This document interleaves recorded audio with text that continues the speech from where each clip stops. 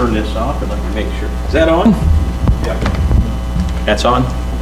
Okay. Well, good evening, everyone.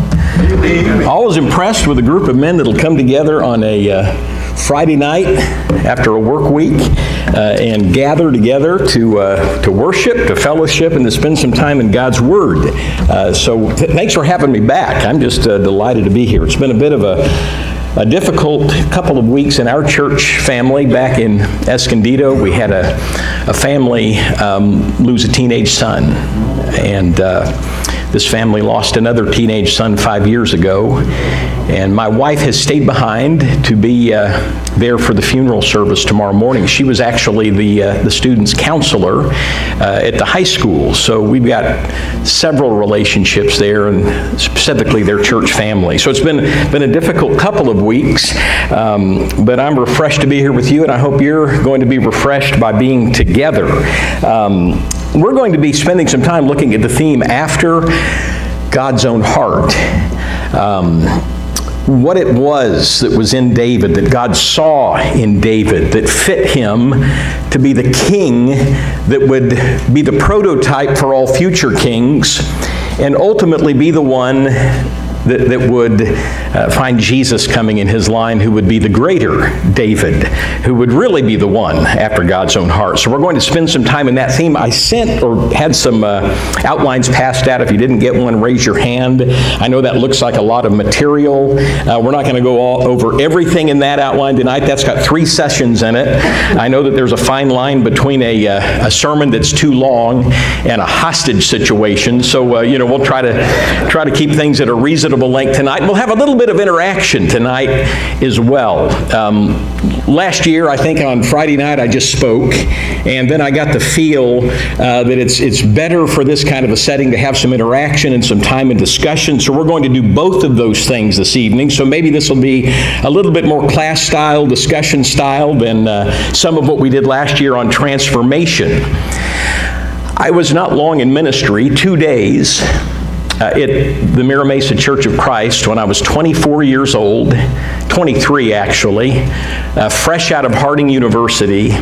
When I was sitting there in the church office, did I hear a yeah for Harding University? All right, very good. Shout out some love to my alma mater there. Got a son back there right now. But I was just a couple of days in, and of course I had all these dreams and ideas about what church ministry was going to be. I was formulating in my mind what the first sermon would be. Hadn't even preached the first sermon. Just getting settled in, the few books I had, getting placed in the bookshelves, and getting myself acquainted with the one who would be the secretary there. When all of a sudden, Johnny Stevens, one of the deacons at that church, shows up at the door. Says, "Kevin, we need to go. Maudie Gowdy has lost her husband. Completely unexpected. You need to come. Go with me up to the hospital." And I remember at that age, 23, what do you say to a grieving widow for whom this was totally unanticipated?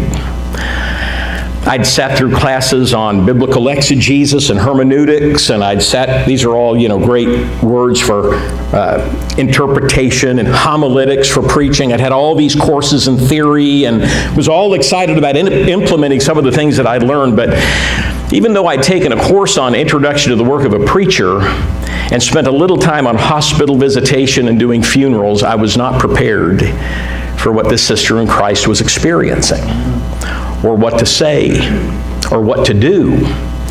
And all I could do was be present. I felt at that moment, after being so ready to take on the world and change the world, we're going to be on fire for Christ, suddenly felt so inadequate and ill-prepared. And all I could offer her was my presence. And I soon learned that was enough, I think. But it was the beginning of what was a very different type of ministry than I'd ever anticipated, in many ways. When you're 23 years old, you're not prepared to sit in a church business meeting and experience all the things that happen in a church. Do you have church business meetings here at this congregation? We avoid business. You avoid them. Well, at the church where I grew up, my dad was a deacon, so I'd sat through a few, and I know that where two or three are gathered, there Christ is in the midst. But somehow I kind of thought maybe he said, I'll stay away from the business meetings though, all right? Because, they always seem to be times of conflict and trouble, and I was ill-prepared for the kind of conflict and differences of opinion and viewpoints in the church that was only about 125 members that I'd stepped into. People sometimes at one another's throat. The difference is so pronounced. I'd grown up in this kind of environment and this kind of sense with a little bit of naivete that, we all spoke the same thing and said the same things and were united in one, kind of grand brotherhood. But I soon learned people were all over the place when it came to a local congregation. And in talking with elders, I was learning some of the struggles of trying to keep peace and harmony and kind of a forward direction in a local church, because shepherding people is messy business. And it just moved forward from there. A couple of years later, I moved down to the El Cajon Boulevard Church in North Park in San Diego.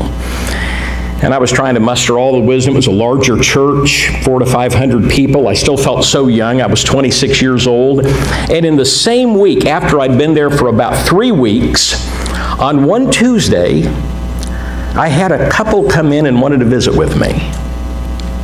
And there had been some changes in my coming there. The elders had asked me to move toward preaching from a modern translation instead of what the previous preacher had preached from. He'd been preaching from the King James Version, and that troubled some of the members in that church. They'd also asked that we do some things to try to attract some younger people into that church. So I'd encourage the song leaders to sing some of the newer songs in the book.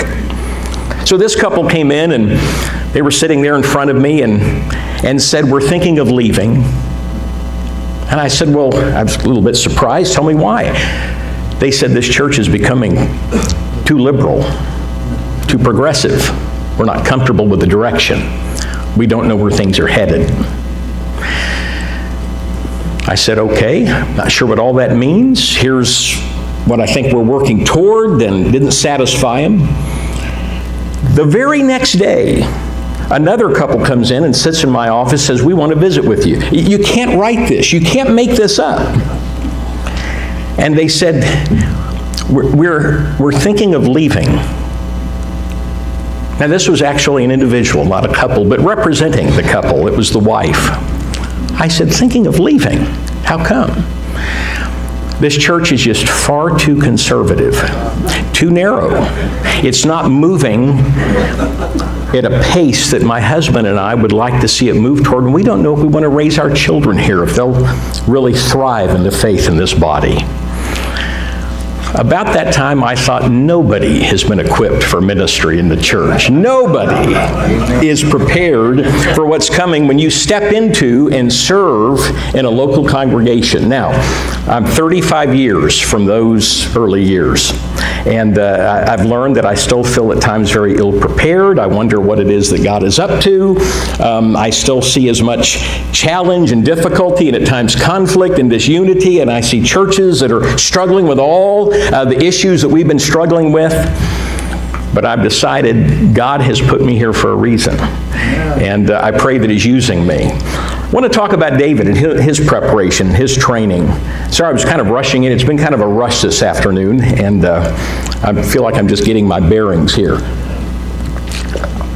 Here's where I'd like for us to go over the next several sessions, tonight and then tomorrow. We're going to lay some groundwork this evening. Just talking about David. Why David? Why not Saul? Why, when the kingdom comes to a crisis point, does God replace the first man that He puts into power? What was it about David? What does it mean that he had a heart for God, or that he was a man after God's own heart? And then I'd like to take some time tomorrow talking about how it is that we as men cultivate just such a heart.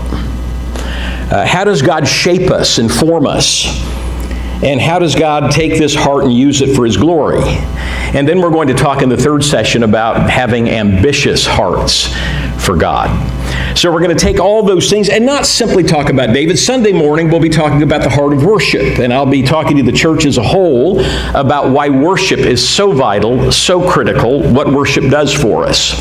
But tonight, I'd like to lay a little bit of groundwork, and I hope you'll participate with me and interact a bit. We've got some sections for that, and then we're going to break into some groups a little later tonight and let you have some smaller group discussion.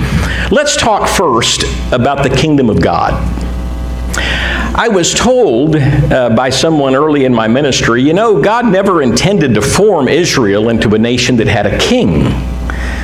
God was kind of taken aback when the people demanded a king, and so he acquiesced to their demands and worked that into his will and appointed Saul and then ultimately David. That is not what the Bible actually teaches. As a matter of fact, when you go back to Genesis chapter 49 at verse 10, and you read there, Jacob is blessing his sons. And you might remember from the biblical account that the first 3 sons are cut out of the blessing as far as being the firstborn. The firstborn, Reuben, had defiled his father Jacob's bed by sleeping with one of his concubines, and so he lost the opportunity of receiving the birthright of the firstborn. And then the other 2 boys as well, because of their bloodthirsty ways. But it was Judah who was the one that Jacob blessed, and to Judah he made the promise, the scepter shall not depart from Judah. And more than that, the scepter would remain until the one comes to who it would be given. And one of the things we see there is that it's out of this tribe, Judah, that God selects not only the kingdom and all those that would serve as kings except the first, who was a Benjamite. Ultimately, Jesus would be the fulfillment of Genesis chapter 49. He would be the lion who would come from the tribe of Judah and ultimately be the one who would come to whom the scepter would be given, because the God of heaven was getting ready ultimately to set up a kingdom that we're in today that would never be destroyed. So it was always God's plan to establish his people as a kingdom. In fact, he put it in his word in Deuteronomy chapter 17 at verses 14 down to verse 20, what the king over Israel was supposed to do and how the king was supposed to act. So nothing took God by surprise. He said there to the people of Israel, well before a king was ever put in place, here's how the king is supposed to operate. The king is supposed to be a man who's obedient to me. He is an equal among brothers. I'm ultimately your king, and your king is not to be like the other kings of the nations around. He's not to acquire great wealth. He's not to amass. He's basically to serve me and shepherd my people. And one of the first roles of the king is to take a copy of this law and to write out his own copy and to keep it close to his heart so that he is careful to follow and obey everything that I call him to do. So there would always be a king. It's just a matter of timing. And when God's will would be that he'd put a king in place, at least ultimately his king. Now, it's true that he does, in a sense, acquiesce to the people's cry for a king, and he always uses the flaws of his people to work out his will and to bring about his results. So when you get into the book of 1 Samuel, after this period of Israel being led by judges, the people start to cry out, and they see the nations around them having a king, and they say, we want a king. But before that ever happened, turn over to 1 Samuel chapter 2, and you'll remember a woman by the name of Hannah. Hannah was this woman who was praying to God for a child, and God ultimately gives her a child, and that child is Samuel. And he's the one after whom these books are named that contains so much about King David and his ministry. But in 1 Samuel chapter 2, Hannah is praying.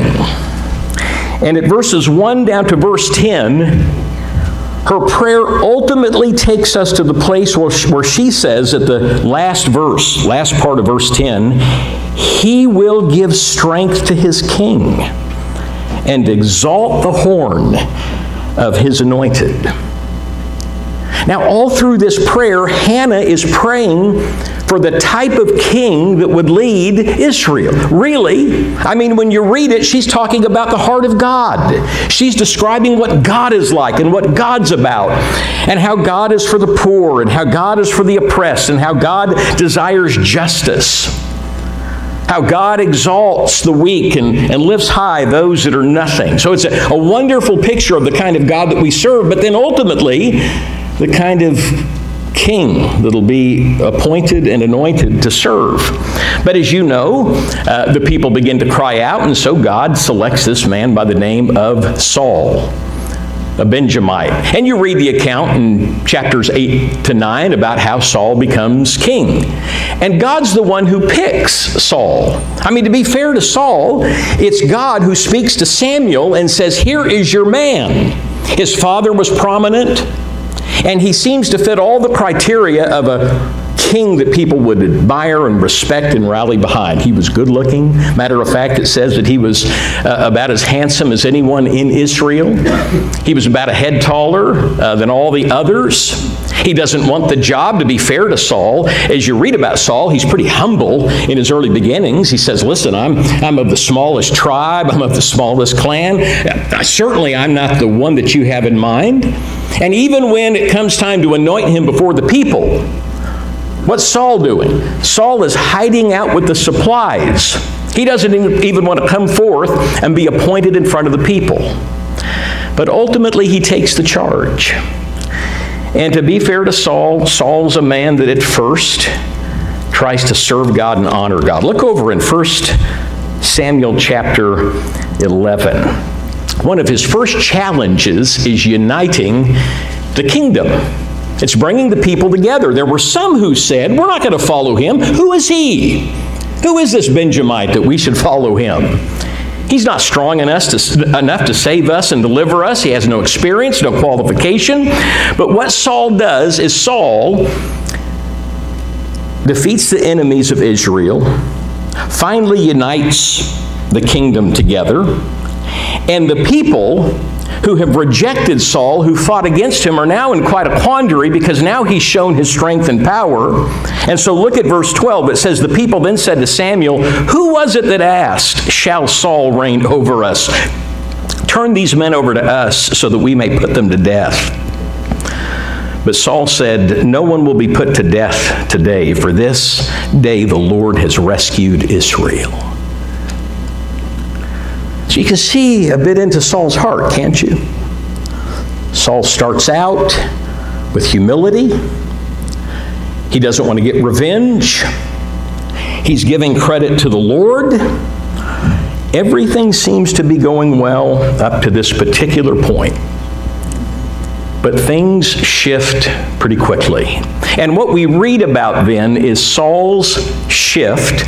And if you're following on your outline there, Saul's shift from making it about God to making it about Saul. Here's the danger to any person who is ever given a role of leadership among the people of God. It's the temptation of any ministry person, any leader over a ministry, any elder, anyone given a responsibility of leadership among God's people. Here's the temptation, here's the challenge, to make it about you rather than to make it about God.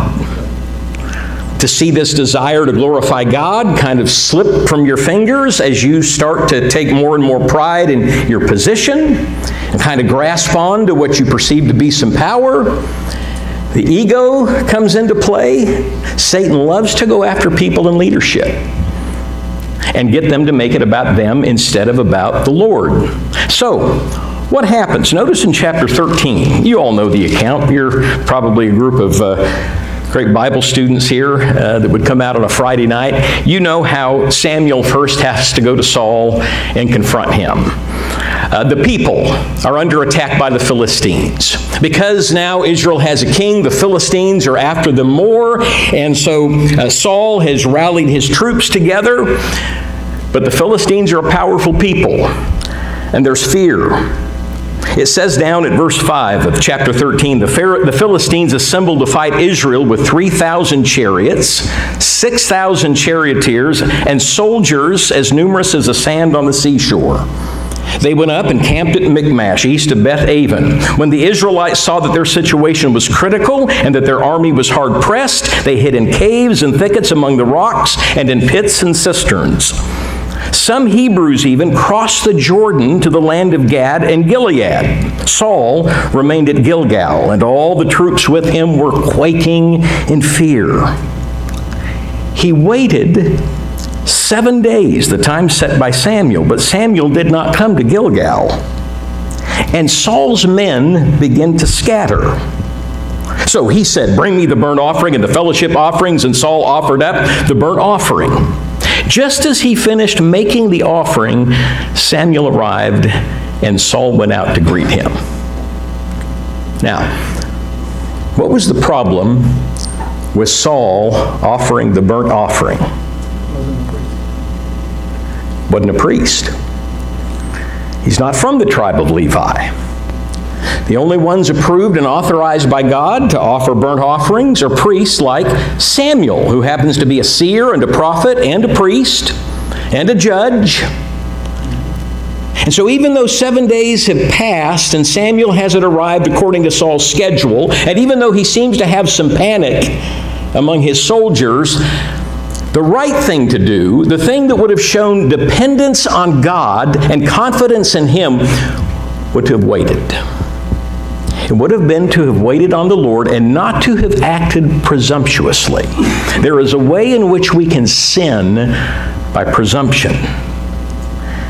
And what Saul does is he takes it upon himself. He presumes something. I'll make the offering. I'll make the sacrifice. For whatever reason, Samuel has not come and has delayed himself. So Samuel arrives. Verse 11, "What have you done?" asks Samuel. Saul replied, "When I saw that the men were scattering, and that you did not come at the set time, and that the Philistines were assembling at Michmash, I thought, now the Philistines will come down against me at Gilgal, and I've not sought the Lord's favor. So I felt compelled to offer the burnt offering." "You've done a foolish thing," Samuel said. "You have not kept the command the Lord your God gave you. If you had, He would have established your kingdom over Israel for all time. But now your kingdom will not endure. The Lord has sought out a man after His own heart and appointed him ruler for His people because you have not kept the Lord's command." Then Samuel left Gilgal and went up to Gibeah in Benjamin, and Saul counted the men who were with him, and they numbered about 600. What a stinging rebuke. Now, you and I might read that and say, you know, if I was in Saul's place, I might be tempted to do the same thing. You know, the place where faith is tested is not in the comfort zone. The place where faith is tested is in the trial. And Saul was facing a clear trial. Will he trust God? Will he do everything that God has called him to do? Will he live his own life according to the law of Moses as a shepherd of God's people? It was his responsibility to see to it that the Israelites lived in obedience to the law, and that included the very king himself. He was not above God's law. Now your kingdom will not endure. The Lord has sought out a man after His own heart. Now, a couple of chapters later, something else happens. Go over to chapter 15.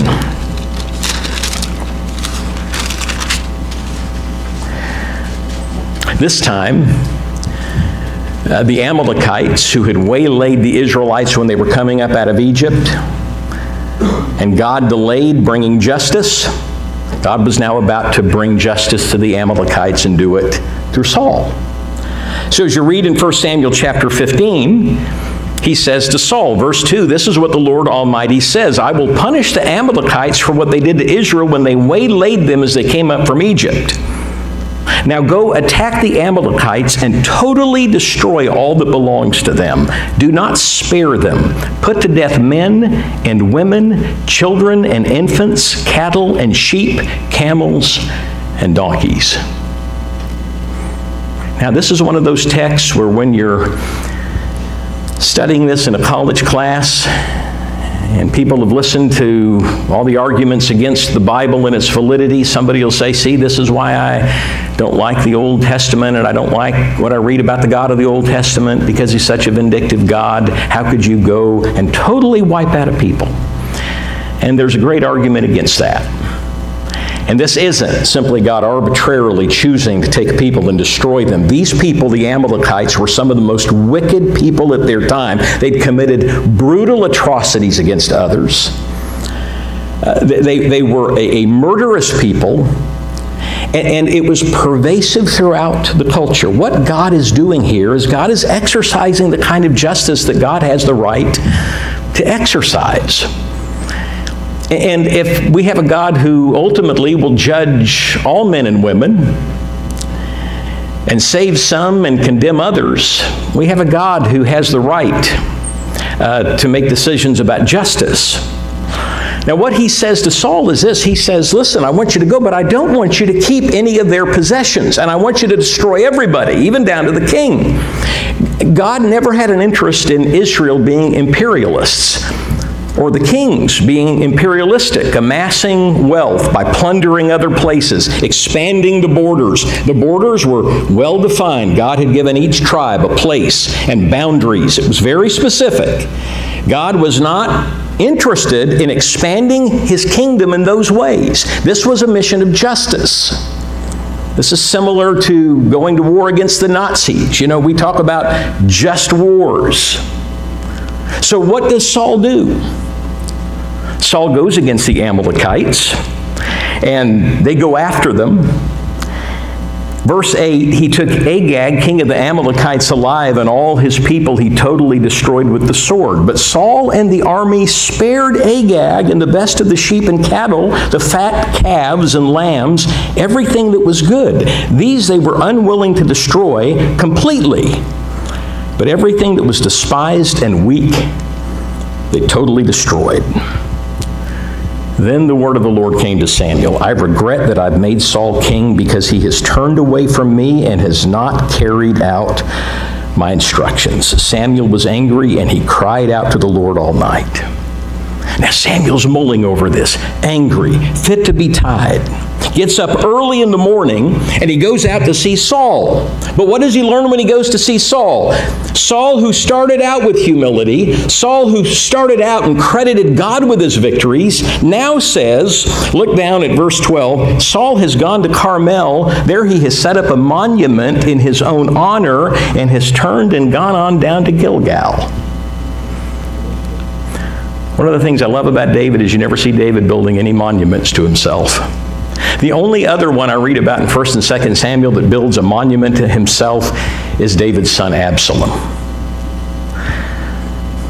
Then what happens? Well, Samuel reaches him. Saul says to him, the Lord bless you. Suddenly Saul has become very spiritual. You know, when you know you've done wrong, I guess the best offense is a good defense. You know, I still want to honor God. The Lord bless you. I have carried out the Lord's commands. But Samuel said, what then is that bleating of sheep in my ears? What is the lowing of cattle that I hear? Saul answered, the soldiers brought them from the Amalekites. They spared the best of the sheep and cattle to sacrifice to the Lord your God, but we totally destroyed the rest. Sure you did, Saul. If those were spared to be sacrificed, Samuel wouldn't have heard the bleating of the sheep or the lowing of the cattle. They would have been sacrificed. But that still wasn't the thing that they were told to do, was it?